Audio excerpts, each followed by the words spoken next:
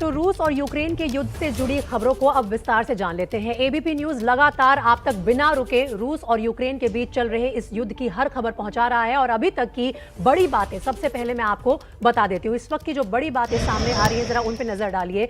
हमले का आज तीसरा दिन है और यूक्रेन पर हमला लगातार तेज हो रहा है रशिया की तरफ से।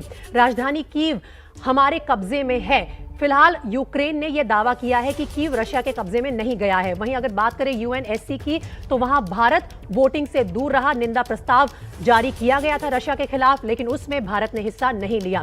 दिल्ली में आज कैबिनेट कमेटी ऑन सिक्योरिटी की बैठक है और उसकी जो बड़ी बैठक होगी उसकी जो तमाम अपडेट्स आएंगी वो भी हम लगातार आप तक लाते रहेंगे। साथ ही आज भारत से 3 विमान यूक्रेन के लिए रवाना हो रहे हैं और पड़ोसी देशों में भी जाएंगे, क्योंकि वहां जो लोग फंसे हैं, जो भारतीय फंसे हैं, उन्हें निकालना अब बिल्कुल अहम हो गया है। आपको ये 3 तस्वीरें हम दिखा रहे हैं। जंग के तीसरे दिन यूक्रेन पर रूस के हमले और तेज हो गए हैं।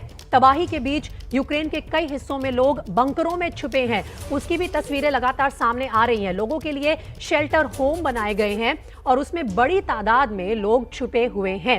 इस बीच यूक्रेन के खैरसन रीजन में रूस के टैंक सड़कों पर दौड़ रहे हैं। वो तस्वीर भी आप देख सकते हैं। यूक्रेन संकट के बीच भारत के सामने वहां फंसे हुए भारतीयों को सुरक्षित घर लाने की चुनौती है और एयर इंडिया का एक विमान ब्यूकारेस्ट रवाना हो चुका है। ब्यूकारेस्ट हंगरी की राजधानी है। पड़ोसी देशों में एयर इंडिया अपने विमान भेज रहा है और वहां तक सड़क मार्ग के जरिए भारतीयों को लाया जा रहा है और उसके बाद उनकी भारत वापसी सुनिश्चित की जा रही है। तो लगातार जो तमाम अपडेट्स आ रही हैं रूस और यूक्रेन के बीच छिड़े इस युद्ध की, वो हम आप तक पहुंचा रहे हैं।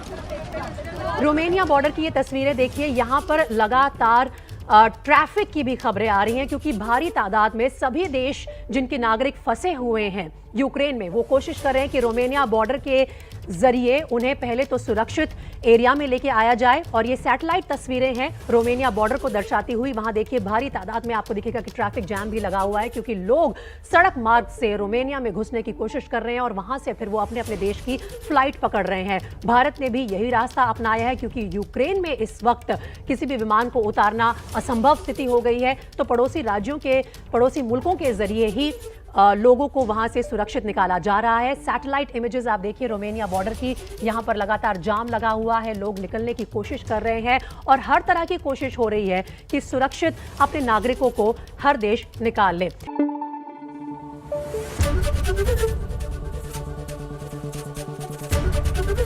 एबीपी न्यूज आपको रखे आगे।